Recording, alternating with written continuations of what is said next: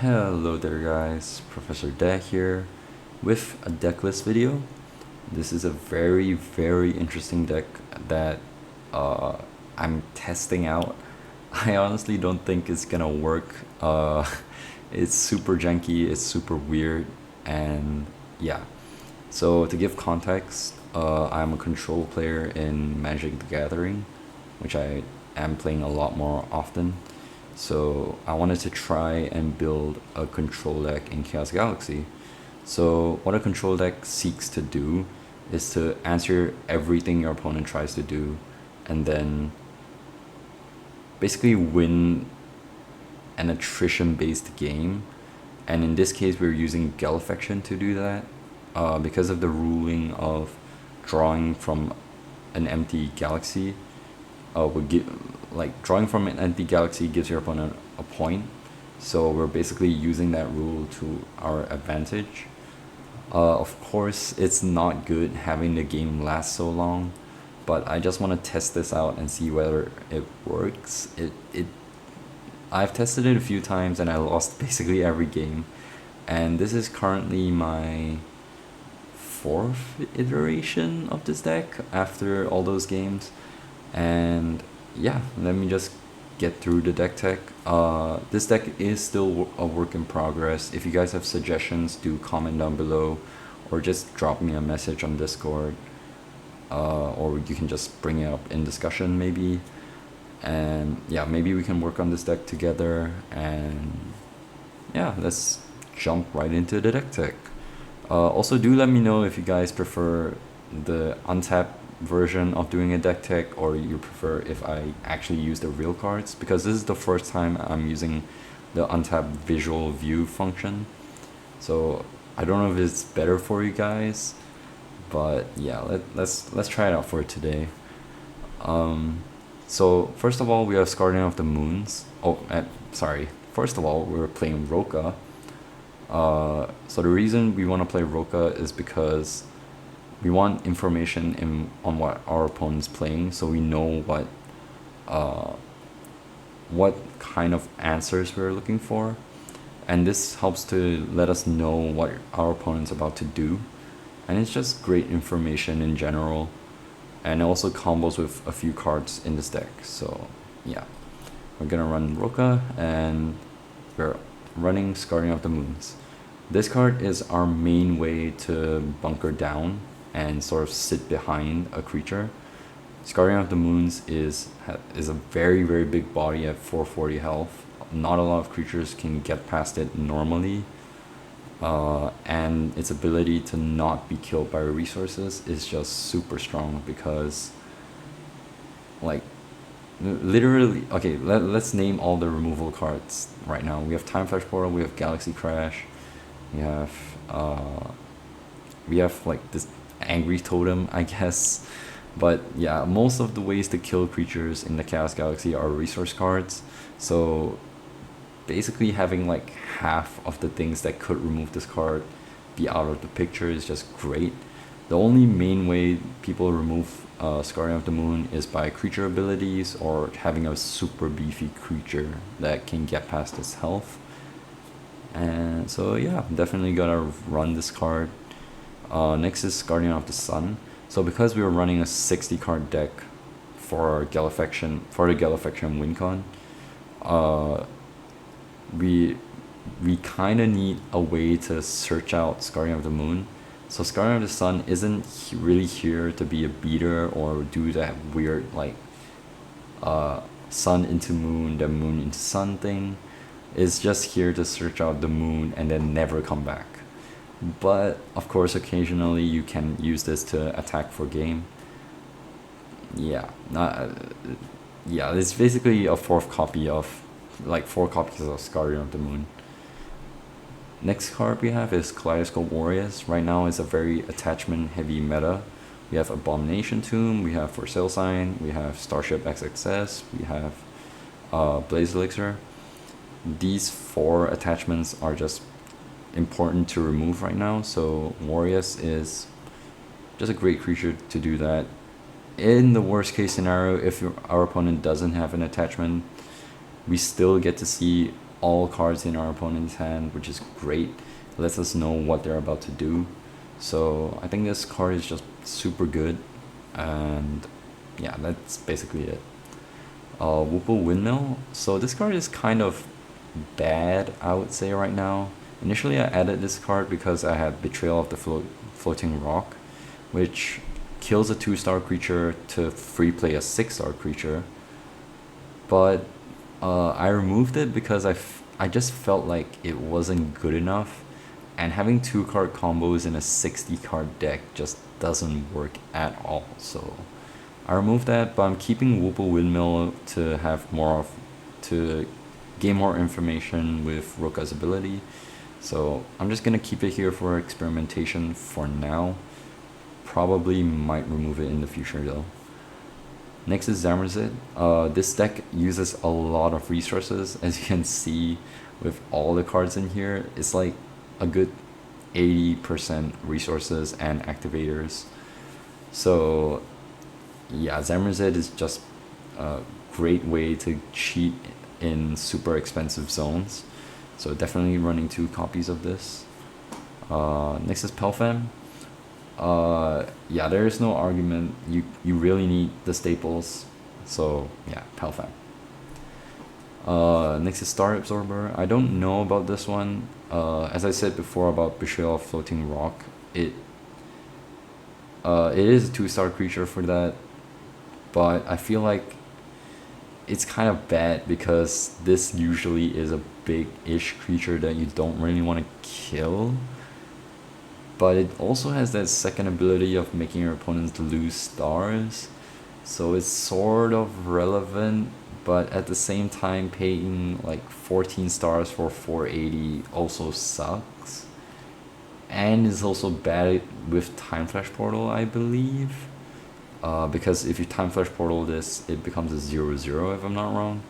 I could be wrong, but yeah, I think I might remove this card. But in a pinch, this card could be helpful. So I'm gonna keep it in to experiment with it. So yeah. Next is Spirit of the Anti-Justice Sword. Destroys the Syndian decks, and the Justice Shield destroys the Sindel decks. Yeah, these 2 cards are to fight the meta. So yeah, I'm only running 1 of each because I feel like 2 of each is a bit too much. I might be wrong, or depending on the meta, I might have 2 copies of Justice Sword or 2 copies of Justice Shield. Yeah, we'll see about that though. Next is Deepspace Checkpoint. This is just a great way to stop your opponents from playing big creatures, or at least if they do, they're forced to have some card disadvantage by killing cards in their hand. So it makes their creatures like 1 for 2s, I guess. So yeah, that's why it's here. We do have Chroarok Comet.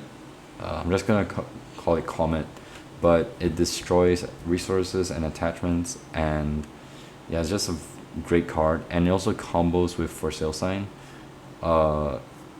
If you buy a creature with For Sale Sign, then you kill the For Sale Sign after, that creature is forever yours. So in a niche spot, this is a small little combo you could do.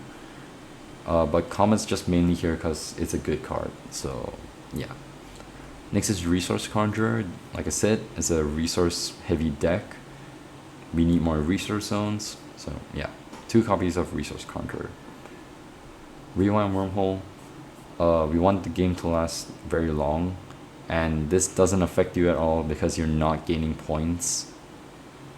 So yeah, definitely 2 copies of this. Galafection. So like I said, this is the main way of winning the game. Yeah, I mean, everyone kind of knows Galafection. If you don't, basically mills 1 card off the top of your galaxy. Like, it kills 1 card off the top of your galaxy for each player. So because you're running 60 cards and your opponent's probably running 34 like a normal person, they will deck out first, and then you'll win as they keep drawing from a empty Galaxy. Next is Helpful Belt. This is just a great attachment tutor because you have a few attachments, which I'll show later. Helpful Belt is just really good. So yeah, I think this card is honestly really strong. Because there are so many good attachments right now, especially Abomination Tomb.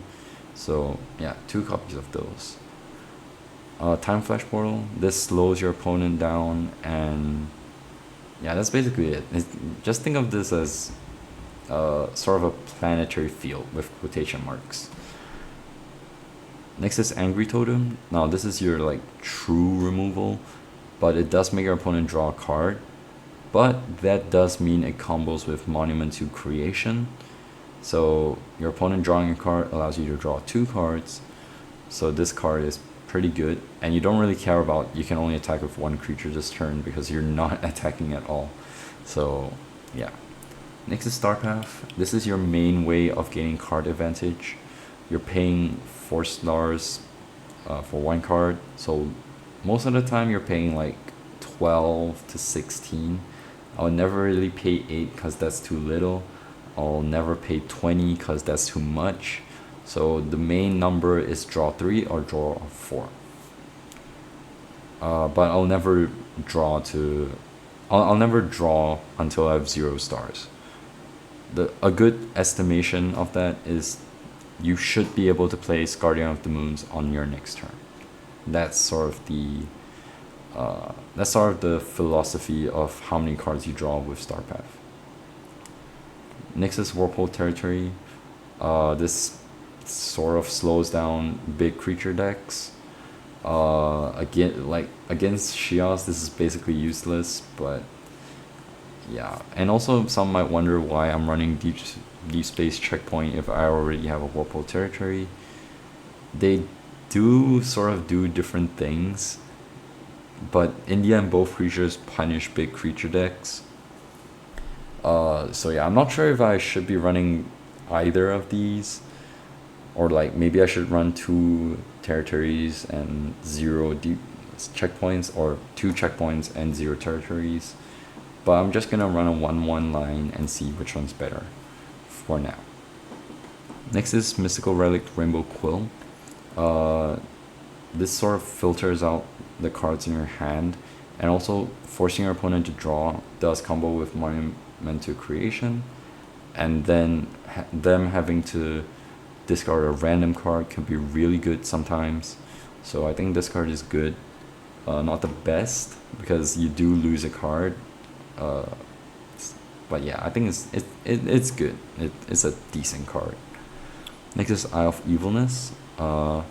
This combos with Roka very well, killing 1 revealed card from your opponent's hand. Actually, this is honestly just a Roka card, but that's the main reason why I'm running Woople Windmill. So yeah, but I think dealing with cards in your opponent's hand is a lot better, because this is one of the main ways you can deal with single-use resources or permanent resources that you don't want to see on the field. Mainly the Blue Flame permanent resource. Next is Galaxy Crash, staple. I don't need to explain. Next is a very interesting one, and that's Galdora's Box. This is sort of the main reason I decided to play this control strategy. With Galdora's Box, you're stopping the Shios Blue Flame combo with the permanent resource. You're stopping Abomination Tomb. You're stopping Skellies. Like, it actually stops a lot of things in the current meta right now, and a lot of like Chaos Galaxy cards actually tend to use the killed cards a lot. So Galdora's Box is honestly a perfect card. I don't think I've ever seen a card so good and like so control-y in Chaos Galaxy before, other than Slush Infestation, but that's besides the point. This is just a great card, so I'm running 2 copies of it, but it is a permanent resource, so that does kind of suck, but that's also the reason why we play so many resources, or resource zone givers, I guess. Next is Ice Elixir. This slows down the game by a lot, stopping your opponent's creature from attacking. It's just great. It just feels like you're gaining extra turns because of this card. Next is Kah The Rokahn Moon. So, like I said, you kind of want the Rokah ability to keep going. So, yeah, I'm running one copy of this first. I don't know if it's good enough. Probably isn't. But I'm just gonna run one copy because we want the Rokah ability. For Sale Sign, it's a staple. Like I said, there is the Comet and For Sale Sign combo if you ever want to do that. But it is also a way to close out the game a lot faster. So, yeah. Abomination Tomb, this helps to resurrect your Skardian of the Moons most of the time, or some of your smaller creatures that you want to reuse, or your opponent like answered. So, yeah, I think Abomination Tomb is pretty great. Next is Planetary Field. It is sort of a staple right now. Actually, it is a staple right now. And it slows the game down by a little bit. So, yeah, definitely running, well, the maximum copies of this, which is 1. Erratic Void. Free-playing creatures are just the meta right now. So, running 2 copies of this.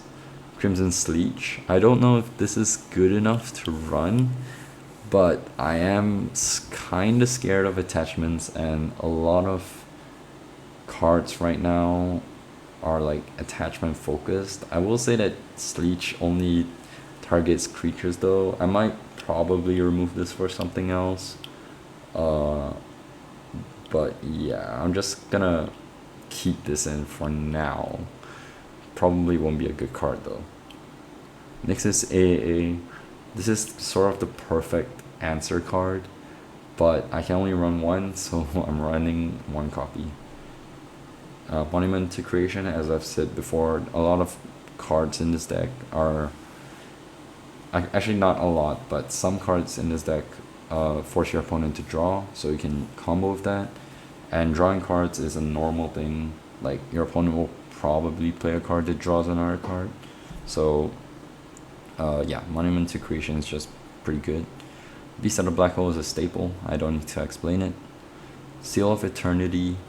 So there are quite a lot of like free playing kill creatures or adding kill creatures to your hand sort of effects. So I think Seal of Eternity is a great answer to that. So yeah, 2 copies of this. Relic Mine, this does sort of cut the deck down by 1 card. It's not the best, but yeah, it's Relic Mine. It's banned for a reason, I guess. So I'm running 1 copy of this. Burning Damocloid. Not the most useful, but sometimes it helps.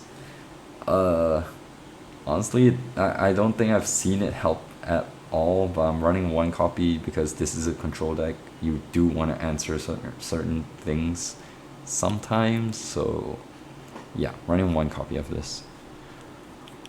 Next is Ultimate Doom. It does answer the big creature decks, or actually it answers like some of the smaller creature decks, because I did fight an Ozo deck, and that player basically had Pelfam and Ozo, and after he played the Ozo, I just Ultimate Doom, and yeah, everything's gone. But situations like that don't really come out a lot, because right now the meta is more focused on smaller creatures, so I'm just gonna keep it at 1 copy first. Maybe if the meta shifts towards a more like big creature heavy meta, I'll probably run more. But yeah. Next is Cosmic Conjurer. Brings back your permanent resource cards if for some reason your opponent has permanent resource removal. So I think this card is great. Yeah. Next is Star Dealer. Yeah, it just helps you gain more stars, helps you be more ahead, and it helps with your star path. So I think Star Dealer is pretty okay. And yeah, we've come to the end of the deck tech. Hope you guys enjoyed the video. Do let me know if you prefer this way of like showing off a deck, or if you prefer me actually printing out the cards and like showing it. I'm not sure which one you guys prefer, but yeah, do leave some suggestions in the comments down below. Be sure to like, comment, and subscribe. And yeah, join the Chaos Galaxy Discord and you'll get to play against this deck. Yeah, I'll probably be playing this deck quite a lot, but I'm also working on a few other decks. So yeah, alright, and I'll see you guys in the next video. Goodbye.